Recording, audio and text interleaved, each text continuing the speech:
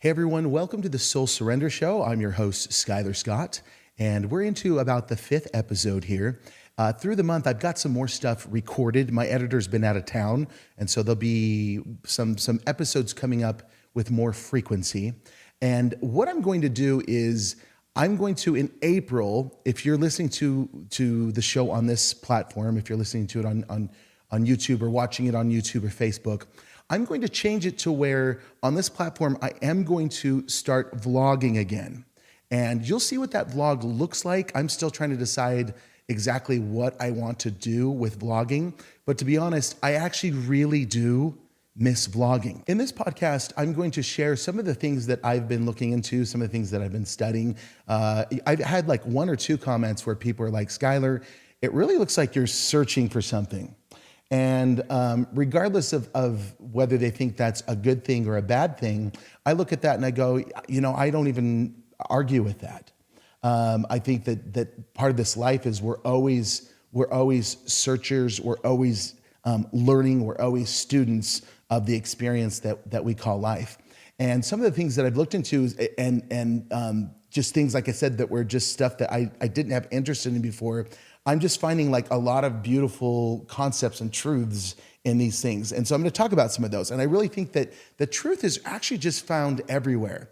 And I think that religions will have truths that work and are applicable to people. And I don't think that there's any one religion that actually even trumps another. And that, no one has a monopoly on goodness and a monopoly on truth. And I've said before, I was raised in a really orthodox environment, really orthodox church. And I'll probably do one more podcast where I talk a little bit more about being raised in the Church of Jesus Christ of Latter-day Saints, to actually even just shine on all of the beautiful things that I learned. And I think that the church to me was almost like a stepping stone, like a beautiful cocoon that helped me reconnect with myself. And so I'll talk more about those things. And I don't think that the beautiful truths that I did embrace growing up in the community that I was is something that I ever graduate from. I hold on to those, and I still hold on to the beautiful experiences I have. But there's some things that I look at different.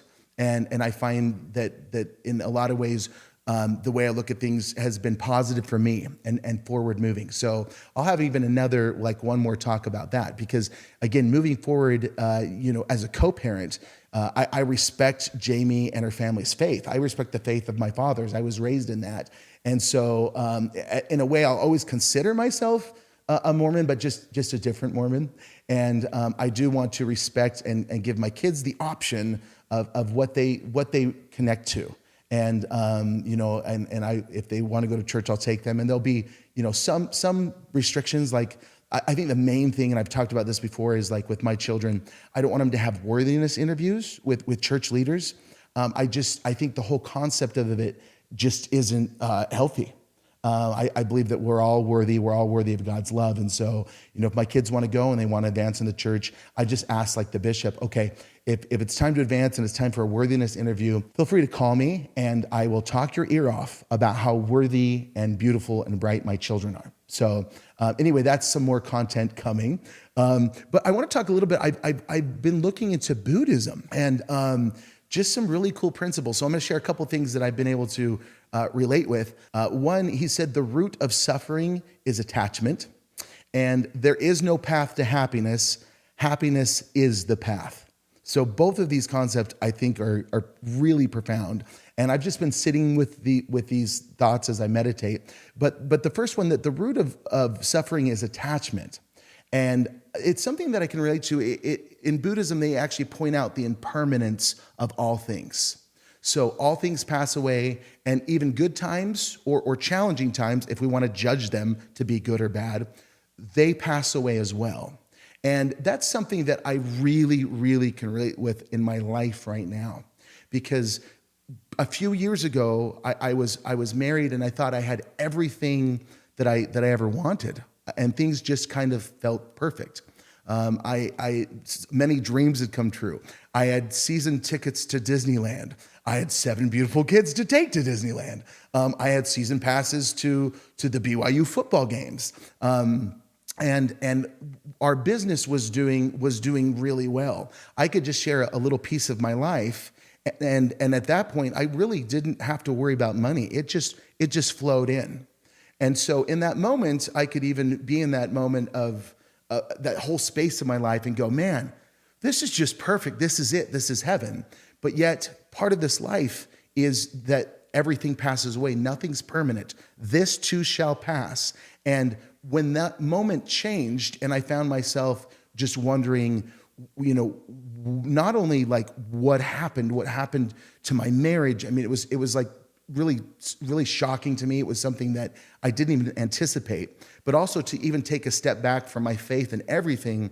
It was a lot at once. And there was times that I thought, oh my gosh, everything's lost. And I've learned over the last few years, and again with these principles, life is a waltz, and we have our up times and we have our down times. And both of them are equal gifts, because when things in this world and our constructs seem to be serving us well, and we even feel rich with all the things that we have, we can experience, a part of ourselves and hopefully be dialed in with ourselves when we're in that space. But when things drop and we're on our down step in the waltz, then at that point, we have the opportunity to stay connected, or maybe even connect for the first time with who we really are, and realize that the purpose of life is just finding balance, finding that peace. And we live in a world that's so polarized right now. And, whether you're talking politics or even religion, we're getting we're really heated. And I think anytime that we have polarity, the answer is always in the middle. Because even when you have like some conflict or something that we're contentious over, generally both sides, when you take collective wholes or bigger groups, want the same thing. And both sides, are correct in some things, and in some things they may be looking at things that are incorrect or don't work for everyone. And so the answer I find is more and more I'm finding it is in the middle, and that's where we are. So going through this process of just having such a huge change and huge changes over such a short term in my life has been the most challenging part of my entire existence. And up to 40, I mean, I think we all have our struggles, but it was something that was so tough. There were moments that I honestly had to decide to stay here, because I thought, who am I? Like, what is the purpose of all this? I found more and more peace in a few things. And one of them is that I don't have to know everything. I can enjoy the experience regardless of where I'm at. And the second quote talks about this. There is no path to happiness. Happiness is the path. And as I've gotten more connected with myself, I've realized more and more that heaven really is, it's a state of being. And it's something that we find within. And that peace that I find is something that is between me and the divine, me and the universe. And no one ever stands in the way of that. We are all connected, but we're also all sovereign in our own light.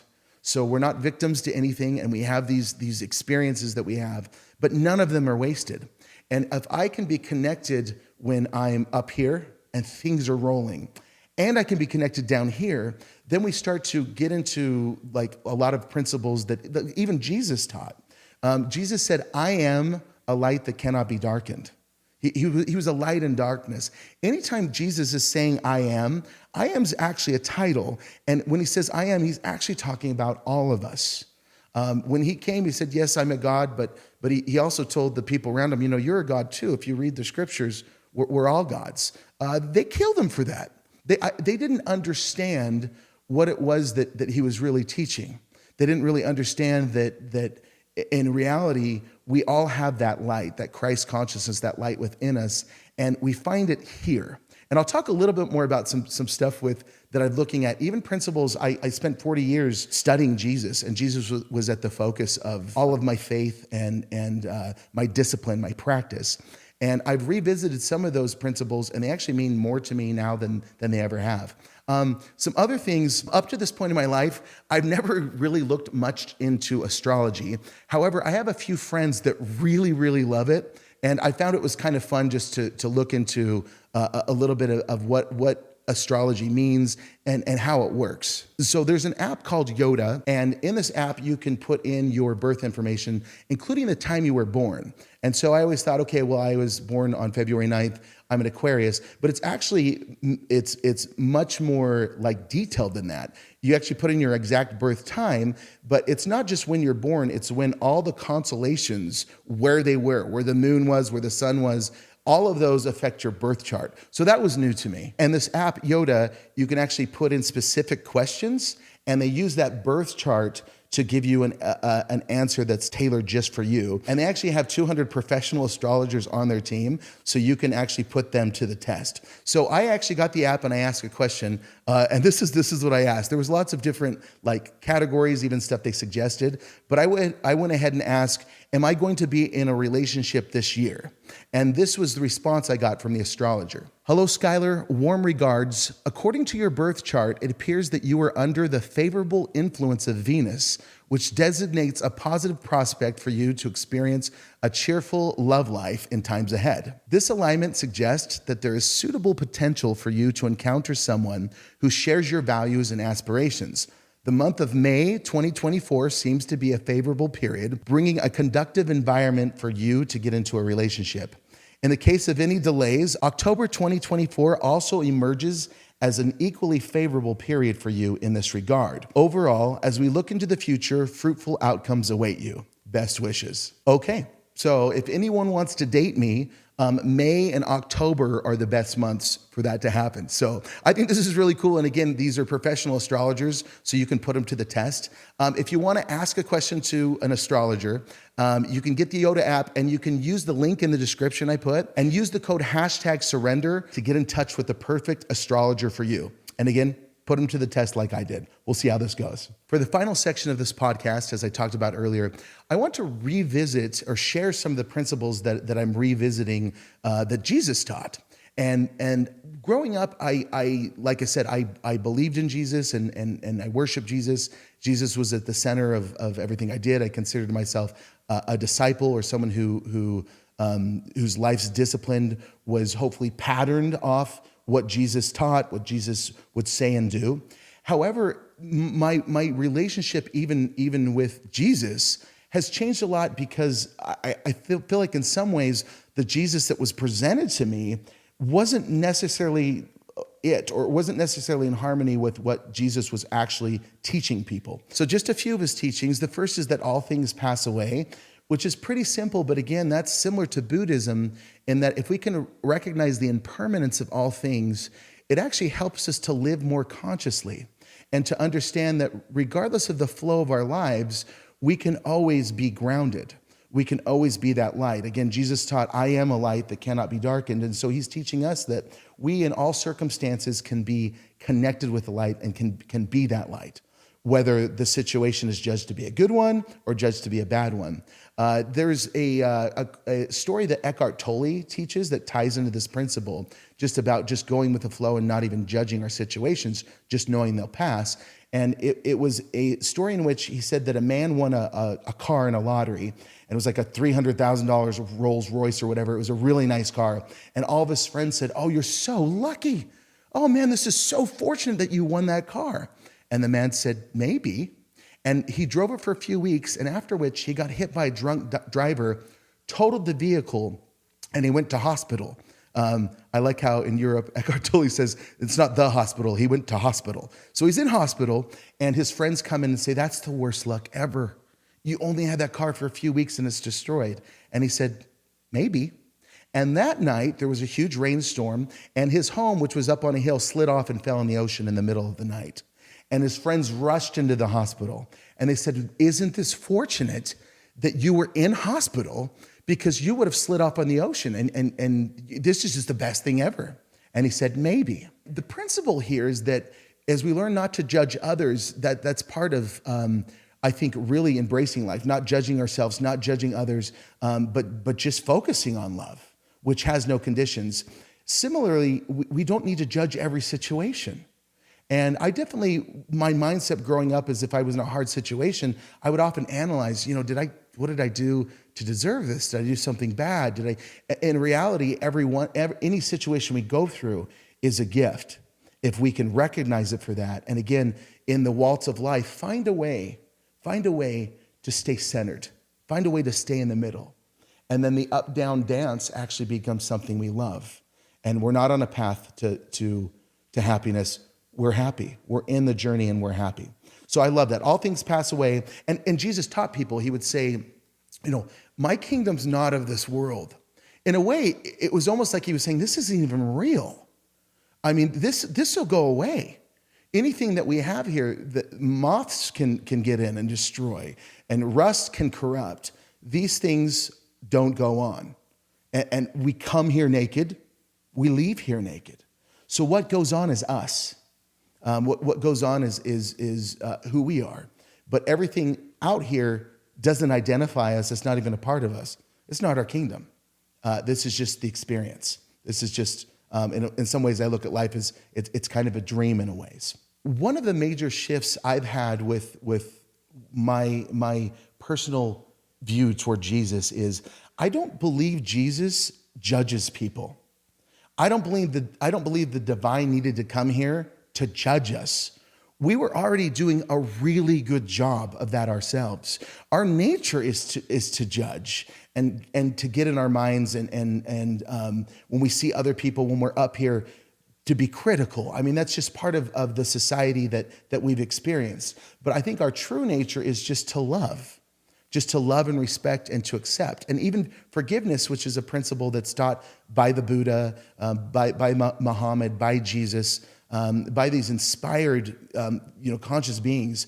Forgiveness is something that really, to me, is just acceptance without judgment. I can love someone. In fact, the word forgiveness, for is from before, and giveness is to give.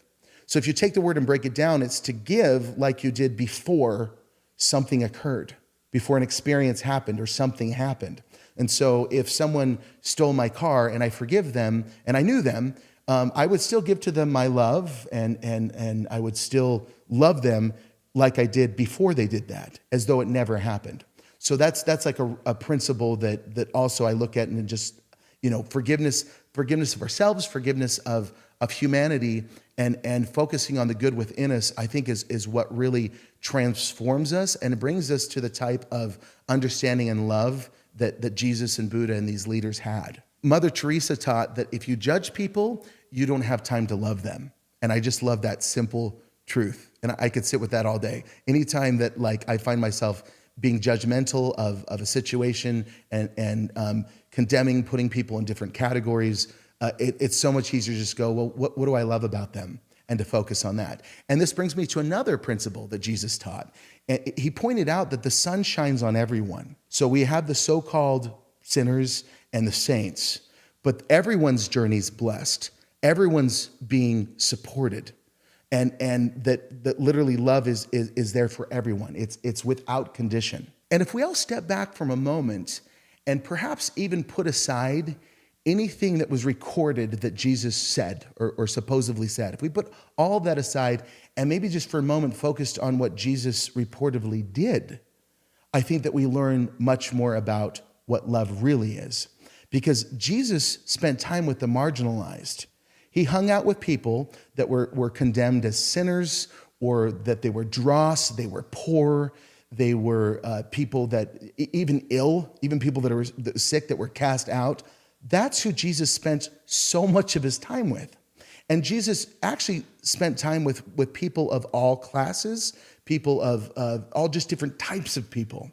And I think it's because Jesus knew that anyone can wake up to who they are. Anyone can embrace the divinity within them, regardless of what they're labeled as. And I think that this is most apparent when we look at the occasion in which a woman was brought before Jesus, and the spiritual law clearly stated that she was to be stoned. She was to be killed. She was caught in adultery. And we know how the story goes. Jesus said, okay, any among you that has no sin, cast the first stone. I talked about this in another podcast. Sin, if we actually take the root meaning of sin, and we go back to the Greek and Hebrew meanings of the word, it means to miss the mark or to miss the point. Sin is simply to not understand or to get it yet. And so in this moment, no one throws a rock. However, if Jesus was there to judge, if Jesus was there to condemn, she wouldn't have walked out of that situation. Because he said, anyone that doesn't miss the mark, anyone that doesn't have a sin, you throw the first rock. And a rock could have been thrown. The first rock could have been thrown because Jesus was there. And he was awake. And he understood her and understood what was going on. So as I've said before, as I've kind of expanded my faith journey, and people may say, well, you're looking for something. That's cool. As I've done that, one of the first things I learned was love is so much bigger than I was ever taught it was or that I comprehended it to be. Love is something that it really is infinite. It has no bounds. And we look at other principles of spirituality. You know, there's faith. I'm going to grab a drink here, but there's faith. In fact, there's faith that I could pick up this cup. I exercise, I guess, faith to do that. There's faith I can put it down. Cool, I put it down. That worked. Faith is something that we exercise, but it always has an end. But love is the principle. Love is the concept, the divine concept that is boundless. It has no bounds. It has no beginning. It has no end. And it's a part of everything that we really are. So anyway, I appreciate you guys listening. More content to come over the next few weeks. There'll be more podcast style.